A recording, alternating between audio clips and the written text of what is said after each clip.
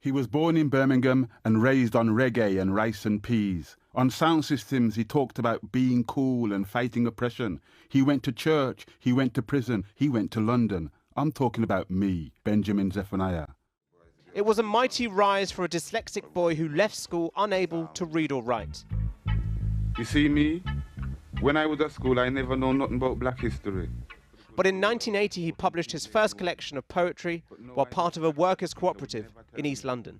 His books, you know, just have never stopped selling. This bookshop was opposite his house and has championed his work ever since. He used to cycle by every morning, stop, come in, and then if people came in, he would get behind the counter and serve them. And people remember that. His poetry and later prose tackled racism, poverty and social injustice.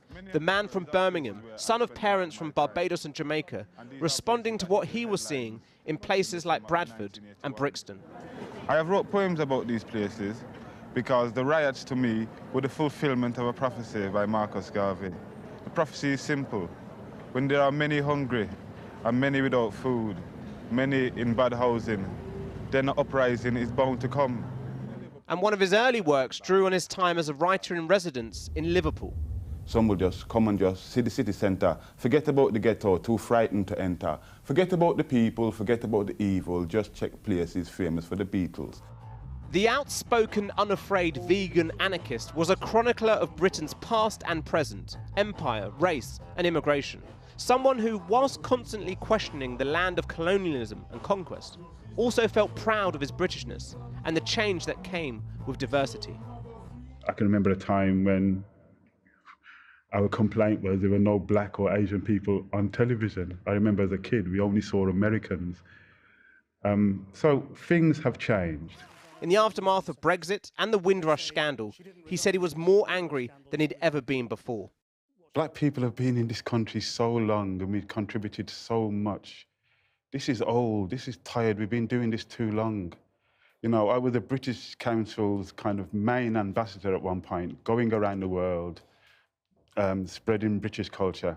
But there is still a part of me that is really nervous that says, one day they still might get rid of you.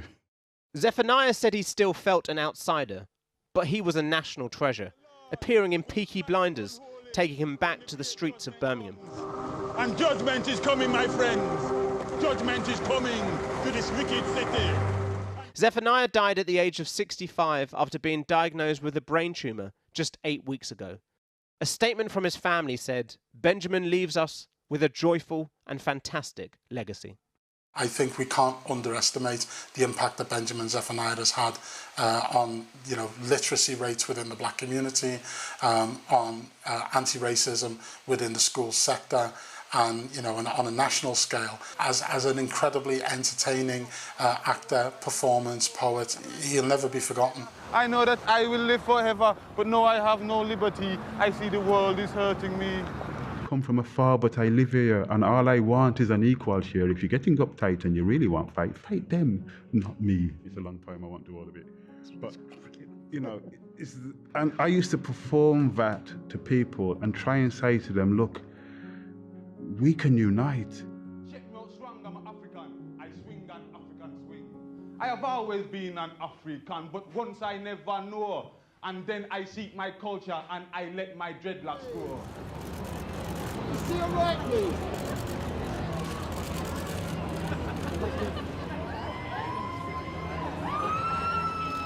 It's useful to have other people.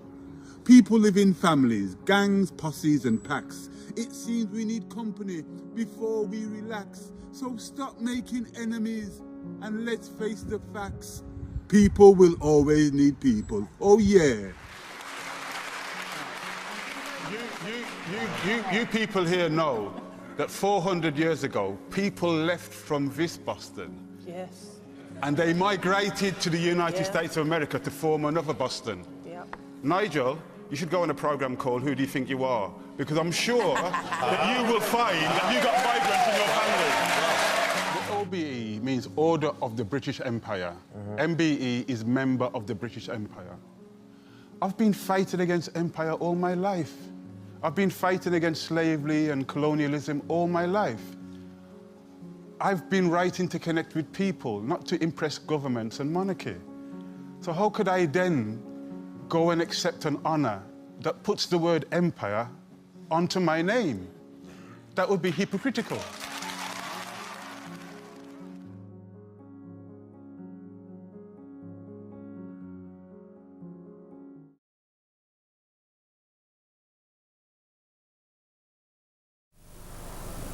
Money. Money make a rich man feel like a big man. It make a poor man feel like a hooligan. A one-parent family feels like a ruffian, and those who have it won't give you anything. Money makes your friend become your enemy. You start seeing things very superficially. Your life is lived very artificially, unlike those who live in poverty. Money inflates your ego, but money brings you down. Money causes problems anywhere money is found. Food is what we need. Food is necessary. Let me grow my food and make them eat them money. Money makes a singer sing a load of crap. Money keeps horses running round the track.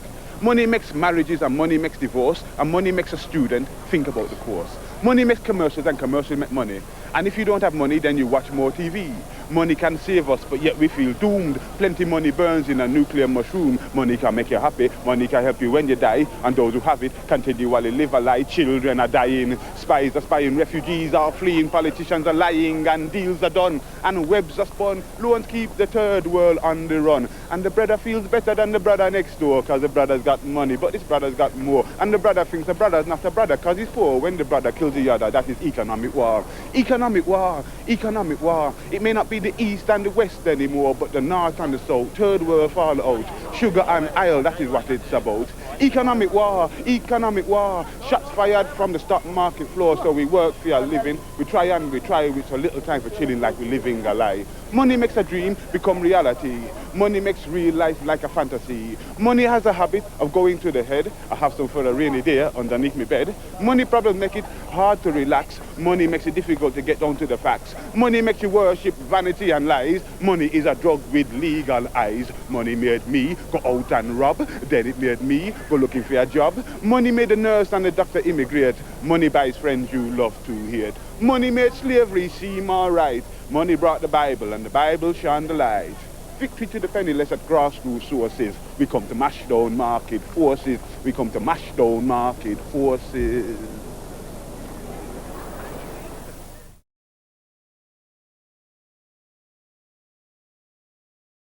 I know a pencil full of lead. It knows the thoughts within my head. It knows my secrets and my fears.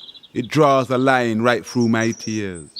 I know a pencil old and grey, willing to work both night and day. Fat and lovely, light and fine. It moves with me through space and time.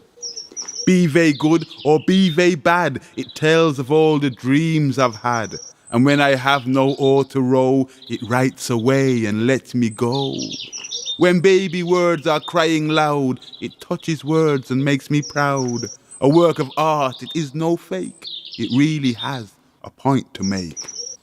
This pencil sees the best of me, the worst and all the rest of me. And as I go through puberty, it changes all my poetry.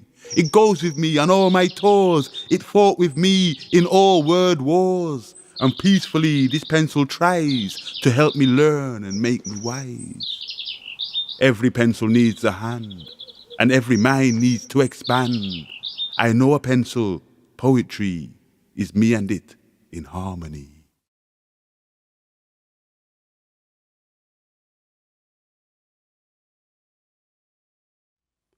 Wrong radio station.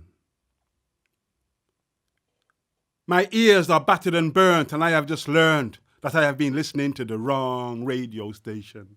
My mind is being brutalized, now the pain can't be disguised. I've been listening to the wrong radio station. I was beginning to believe that all black men were bad men and white men would reign again. I was beginning to believe that I was a mindless drugs freak that couldn't control my sanity or my sexuality. I was beginning to believe that I couldn't believe in nothing except nothing, and all I ever wanted to do was to get you and to do you. I've been listening to the wrong radio station.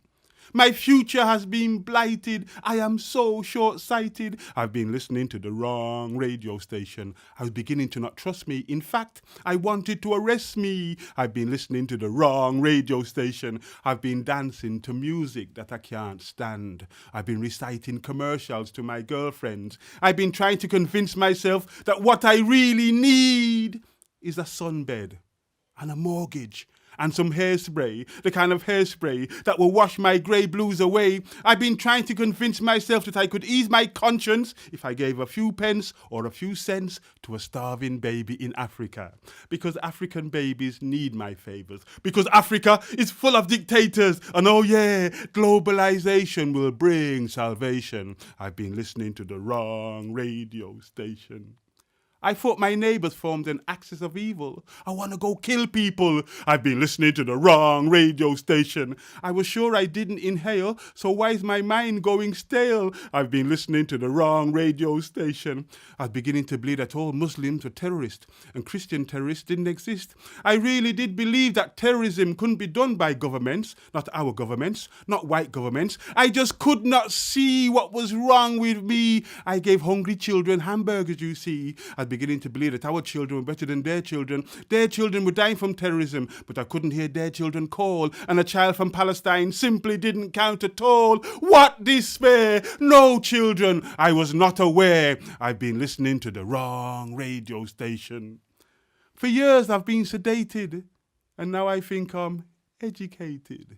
I've been listening to the wrong radio station, and every time I got ill, I took the same little white pill. I've been listening to the wrong radio station. When it started, I was curious, but then it got so serious. It was cool when it began, but no, I really hate Iran. And look at me now. I want to make friends with Pakistan. I want to bomb Afghanistan, and I need someone to tell me, where the hell is Kurdistan? Yeah, you can be my ally for a while until I come to bomb your child. And I'm sure there's a continent called the Middle East, and I think I can bomb my way to peace. I've been listening to the wrong radio station. I've been listening to the wrong jams. I've been listening to the wrong beats. I've been listening to the wrong radio station. I've been listening to the wrong tones from the wrong zones. I've been listening to the wrong radio station. I've been listening to the wrong voices. I made such mad choices. I've been listening to the wrong radio station. I've been listening to lies. I've been listening to spies. I've been listening to the wrong radio station. I needed to know what some pop star somewhere was having for breakfast. I needed to know that I was no longer working class. I needed to know if the stock market rose 1%. I needed to know that I had a ruler to give me confidence. I needed to know that my life would improve loads if I had an operation on my nose. I needed to hear that DJ say, good morning, good morning. I thought that he was there just for me. I loved the way that he would say, this show was sponsored by, oh my, he made me cry. I've been listening to the wrong radio station. Can you dig this? I put myself on a hit list. I've been listening to the wrong radio station. I'm laughing and I'm crying as I'm watching myself dying. I've been listening to the wrong radio station. Listen to him. Can you hear? Listen to her. Can you hear? Listen to him. Can you hear? Listen to me. Keep this frequency clear. Tune in. Drop out.